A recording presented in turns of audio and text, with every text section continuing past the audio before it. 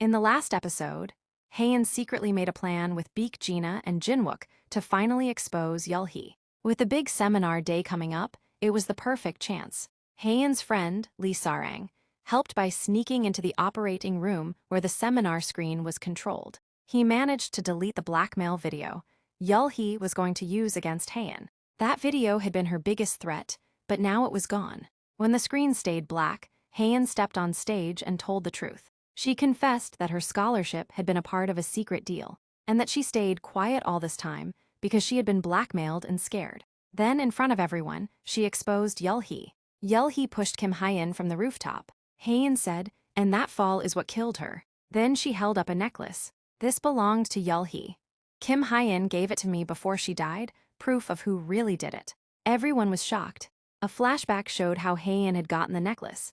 She tricked Chairman Cha Si-ho by threatening to falsely accuse him of assault. Scared of the consequences, he gave her the necklace to avoid scandal. Then Jinwook stood up and revealed a big secret.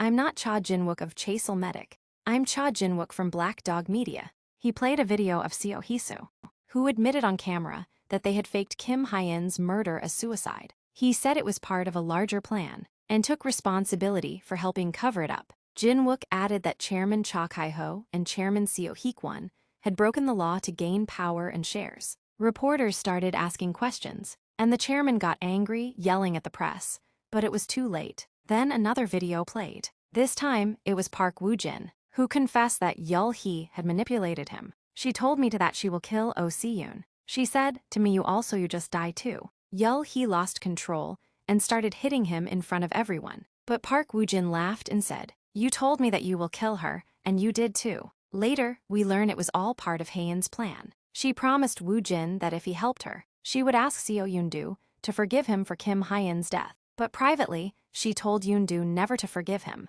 Yulhee had nothing left. She argued with Haein and said, "You can't prove anything with just a necklace." Then she left the school with her mother, furious and defeated. Seo Yoon-do stands alone at the roadside memorial where Kim Haein died. He gently kneels and places white flowers on the ground, his fingers trembling.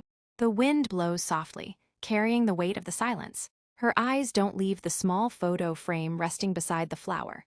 Haein's smiling face frozen in time, and then he left from there in pain. Meanwhile, Park Woo-jin partied in nightclubs, thinking he fooled everyone. But Seo Yoon-do was quietly following him, waiting for the right time to take revenge for Kim Haein. Haein sat on the back of Lee Sarang's motorbike, her arms wrapped around him as he drove smiling. The wind blew gently through her hair, and for the first time in what felt like forever, she looked truly happy. The moment was light, peaceful, like the past was finally starting to let go.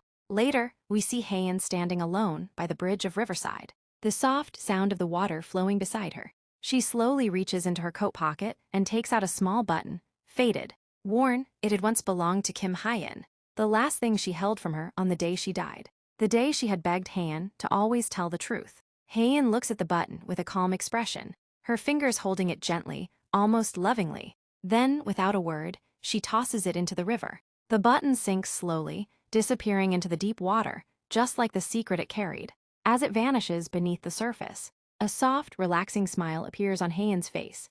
She closes her eyes, takes a quiet breath, and turns away from the river. The past was gone, and she was finally free. Baek Gina took control of her life too. She blackmailed her stepmother and got her shares, and even Jinwook and her real mother gave her their shares willingly. Now, she was the major shareholder of the company. Her father was furious and left the company, blaming his wife for helping Gina. But Gina's stepmother reminded her to keep her promise and never reveal her secret. Before leaving the country, Jinwook gave Gina his name badge as a sign of friendship. In the end, Baek Gina offered Haein a job in her company, but Haein said, "I'll work, but only after I finish college." Gina smiled and gave her a photo, one that showed Haein blackmailing Chairman Cha. "If you don't work for me, I'll release this," Gina said. Haein looked at the photo. The truth may have been exposed, but now a new game had begun. We knew Baek Gina, and Haein involved in more dangerous secrets. And we know the real killer is not revealed, yet who killed Kim Haein? The story ends, but the power play is just beginning.